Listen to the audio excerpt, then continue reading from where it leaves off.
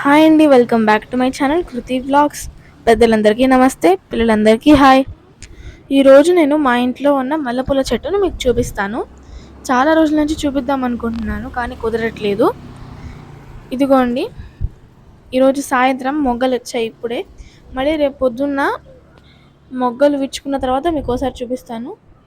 చూస్తున్నారా, మనకి సీజన్లో ఉన్నప్పుడు ఎప్పుడు అన్ని పూలు రావు, కానీ మాకు సీజన్ అయిపోయాక ఎక్కువ పూలు వస్తాయండి. నార్మల్గా అందరికీ ఏప్రిల్ మే ఆ నెలలో వస్తాయి పూలు మల్లె చెట్టుకి, కానీ మాకు మాత్రం జూన్ ఫస్ట్ వీక్ జూలై ఆ టైంలో వస్తాయి. అంటే మే ఆ టైంలో రావని కాదు, ఒక 4 లేదా 3 అలా వస్తాయి, చాలా తక్కువ వస్తాయి. రేపు మార్నింగ్ మీకు ఒకసారి మళ్ళీ చూపిస్తా. Good morning. ఇదిగోండి, ఇప్పుడే సన్ రైజ్ అవుతుంది. నిన్న సాయంత్రం మీకు చూపించాను కదా మొగ్గలుగా వచ్చాయని.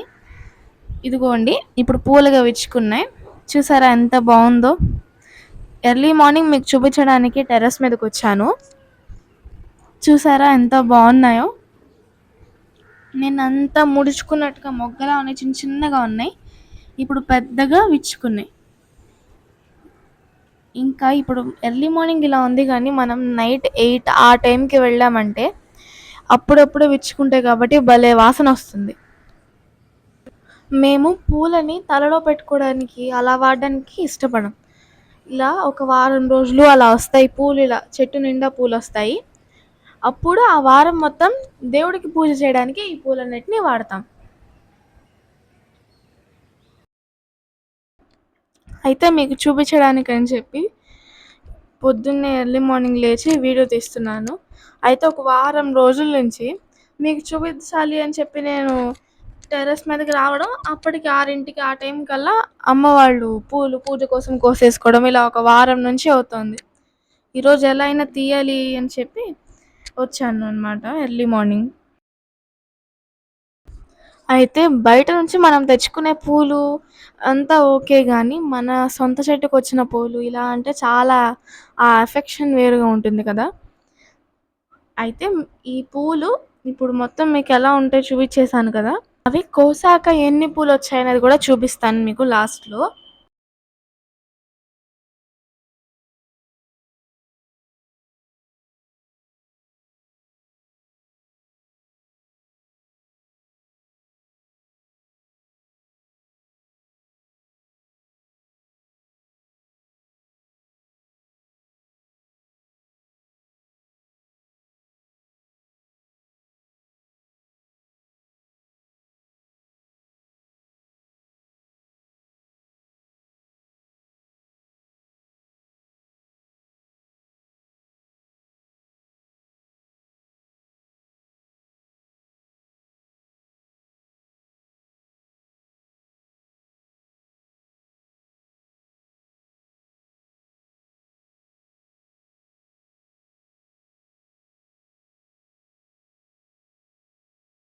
ఇదిగోండి, పూలన్నీ కోసాక ఎన్ని పూలు వచ్చాయన్నమాట. మీకు ఒకసారి చూపిస్తున్నాను చూడండి.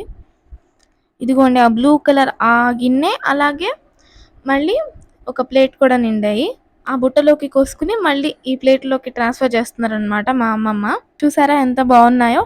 ఈ వీడియో కనుక మీకు నచ్చినట్లయితే లైక్ చేయండి, షేర్ చేయండి, అలాగే కృతి వ్లాగ్స్ ఛానల్ని సబ్స్క్రైబ్ చేసుకోండి. Thank you all for watching.